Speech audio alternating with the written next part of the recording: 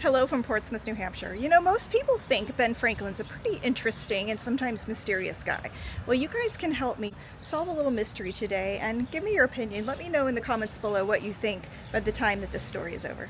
Ben Franklin is known as a Philadelphia guy. He moved to Philly until he was 17, so, you know, I think a lot of his formative years were spent here in New England. Franklin is legendary for his inventions: swim fins, bifocals, the Franklin stove, and the catheter. Ouch. He also is the inventor of the all-important lightning rod.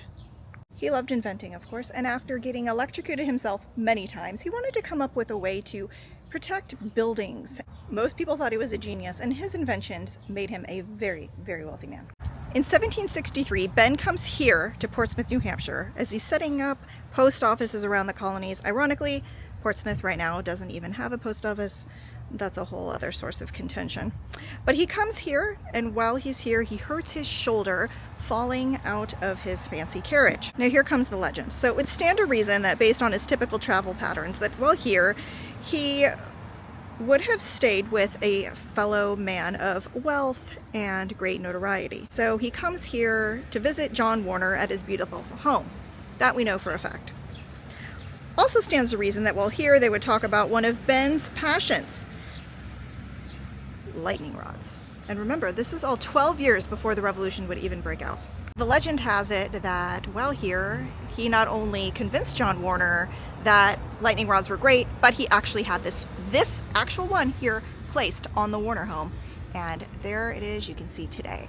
There is conflicting reports, though, as to whether that actually happened. I've talked to several people, including a historic preservationist here, who says that it's highly possible that this was just placed here after Ben's visit and that John Warner thought it was a great idea, but it wasn't actually placed at the time.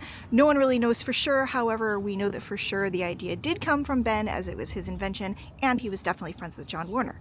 So therein lies part of the mystery. Now, if you want to see what is for sure one of Ben Franklin's lightning rods, visit Annapolis, Maryland, a place that has been compared to Portsmouth, New Hampshire many times for our rich naval histories that we share, connections to John Paul Jones, beautiful colonial architecture. But they have an amazing state house, and it's where General Washington formally resigned his commission as commander-in-chief, and the Treaty of Paris was ratified, bringing an end to the Revolutionary War.